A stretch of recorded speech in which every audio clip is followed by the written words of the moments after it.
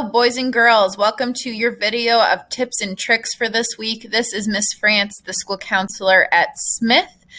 So today we are talking about our engines. So from last year, you guys might remember that each of you had an engine in your classroom that you could use an arrow to show if you were on red, or if you were on blue, or if you were on green and you were ready to work. So today we are going to talk about what those mean. We're also going to talk about how to make your own engine. So let's start out with how to make your own engine at home. Things you will need. You will need a paper plate. If you don't have a paper plate, you can just use a circular piece of paper or anything that you have around to draw on. You also need a red marker, a green marker, a blue marker, and a black marker. You can also have other colored markers too around if you want to design it, design your plate with your name and make it really fancy. You can use other colors, but we definitely need red, green, blue, and black. You also need a gold fastener and some kind of construction paper. I usually use black, but you could use any color to make your arrow, and you're going to use the fastener to put your arrow on your engine. So let's talk about how to design your engine. First, I'm going to use yellow because I don't have the color black on here, but I'm going to use yellow.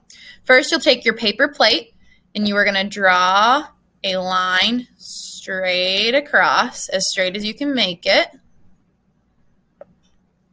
Then you are going to draw a line kind of on an angle like you're making a triangle. So you're going to draw it up to the top.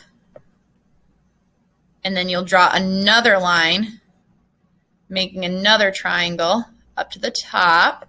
And it doesn't have to be perfect. Mine clearly is not perfect. So just do the best that you can. So once you have those three, they're almost like three triangles across the top, you are going to take your red marker and color in this whole triangle.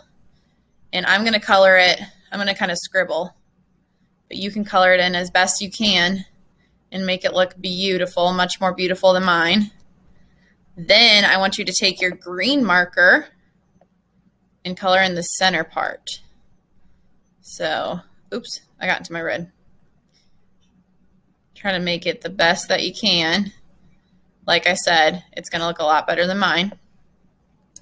Then I want you to take your blue marker and color the last triangle. I'm going to try to do a better job on this one. Let's see if I can do it.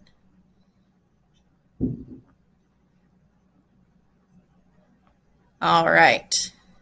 So now you have your red square, your green or your red triangle, your green triangle, and your blue triangle. Then you are going to cut out your arrow out of the construction paper. So you can use any kind of construction paper. It can be black, it can be purple, whatever you find. Cut out an arrow. I'm going to use pink because that's the color that I have to kind of symbolize our arrow. So when you have an arrow, you want to set it, the bottom of it, right where all of your triangles meet. So I'm drawing my arrow because I can't actually put one on here, but that's kind of what it will look like. It'll sit right there. Then you are going to take your gold fastener and make a hole through the arrow and the plate to secure it.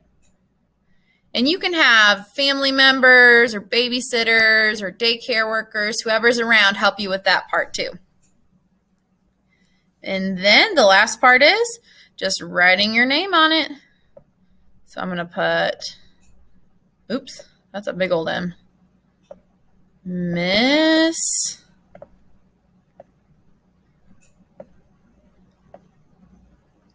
I'm just going to put Miss F on here. So I'm going to run out of room. There. All right, and then when you're done, you are going to have a plate that looks much, much, much, much, much prettier than mine does because mine looks like a little bit of a mess. But you're going to have a pretty plate where you can use this arrow to move your arrow over to red to show that you're on red, or blue to show that you're on blue. And then we're going to talk about ways to get yourself back to green. So let's talk about what being on red and being on blue means.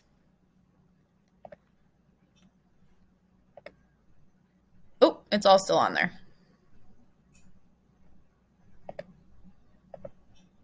So Being on red can mean a lot of different things. A lot of times when we think of red, we think of that we're angry, that we're feeling really, really upset, really mad. So we're kind of mad, or we might be really angry. Sometimes people talk about being angry. It seems like there's just like steam coming out of their ears, or right here you see angry. It's almost like a dragon. When a dragon gets really angry, the fire comes out of their mouth. So that might be one thing, that when you're on red, you're feeling really angry. You also might be feeling really frustrated. So I think that's a lot of time when we're at school and we're on red, we might be feeling frustrated.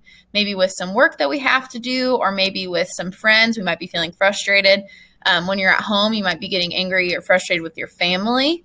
Another thing that we could be feeling when we're on red is we can be feeling out of control. So we could just be feeling like so energetic and so hyper that we cannot settle down to work. So you might be feeling like you're just bouncing off the walls all over the place and you can't sit down to work. So that could also be when you're on red. When you have so much energy, you almost feel it like coming all the way through your body.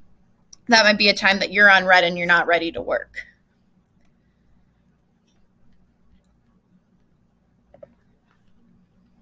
All right, let's go to blue.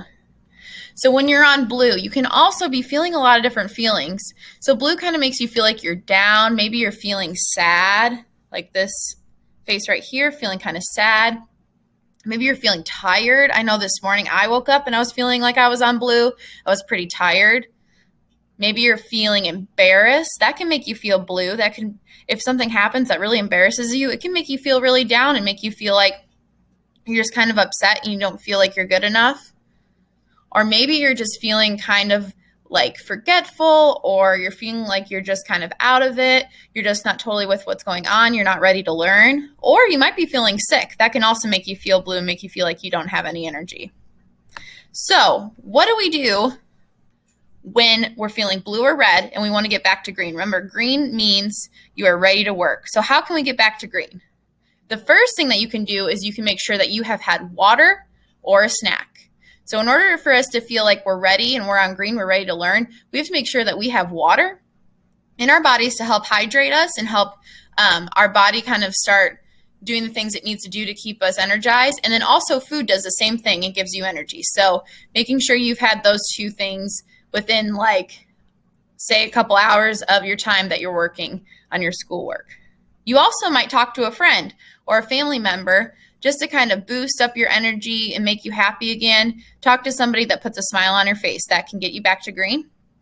You also might work on your breathing. So a favorite way to work on our slow, deep breaths here at Smith is to do candle breathing, where you take a big, deep breath in and then blow out, pretending your fingers are candles and blowing each of them out.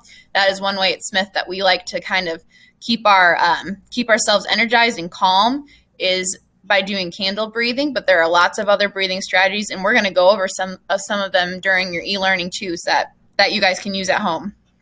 Also, you could just color a picture or make a card or write a letter. All of those things also make you happy and help you stay calm. Or you could just dance like this guy here. Dancing is one of my favorite ways to get back to green. So those are always, boys and girls, to get back to green when you're feeling like you're on red or you're on blue. If you make a engine and you love it and you want to show it off to your class, I encourage you to share a picture with your teacher so they can see what you've made at home. And then you can use that every single day. You could use it when you're back in the school building, even when you get home. So you have that for your use to be able to tell yourself if you're on red or you're on blue. And then these are all ways to get back to green.